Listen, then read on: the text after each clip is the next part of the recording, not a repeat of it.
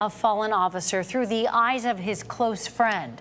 It's been nearly a decade now since Cincinnati police officer Sonny Kim was killed in the line of duty. Kim was responding to what he thought was a routine call on June 19th, 2015, when he was ambushed and gunned down.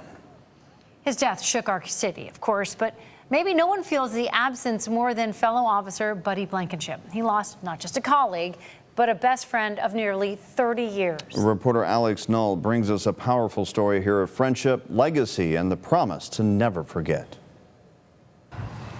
Every year on June 19th, Buddy Blankenship can be found here, honoring his friend Sonny Kim. Anywhere you went, you know, he was like the norm of Cheers. Anywhere, any place he went, people knew him and were happy to see him. The two met at the University of Cincinnati in 1987 and quickly became friends. They were even groomsmen in each other's weddings. Unlike me, I don't really put myself out there a lot, and Sonny did, obviously. Blankenship never planned to be a police officer, but a few years after Kim joined the Cincinnati Police Department, he was inspired to do the same. That overused term is, well, I like to help people.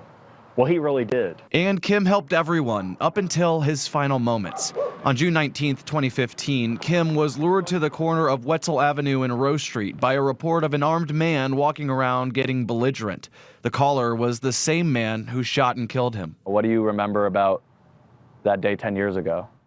Just not being able to believe that it was him. That day, the pouring rain fell as a city and department stood united in grief. The city of Cincinnati definitely came out on the losing end of the deal when this happened to Sonny. Blankenship says he's stayed close to Kim's family. That's helped me to feel that I've stayed close to him. He says Kim left a lasting legacy. If he walked into a room full of strangers, he was going to have a friend or a few friends before he left. One that Blankenship still tries to implement into his own life. I think of him and then I'll think, well, maybe I ought to step over here and find out what's going on in this person's life, maybe make a friend. In Cincinnati, there were a lot of good things that Sonny was still going to do. Alex Knoll, WCPO 9 News.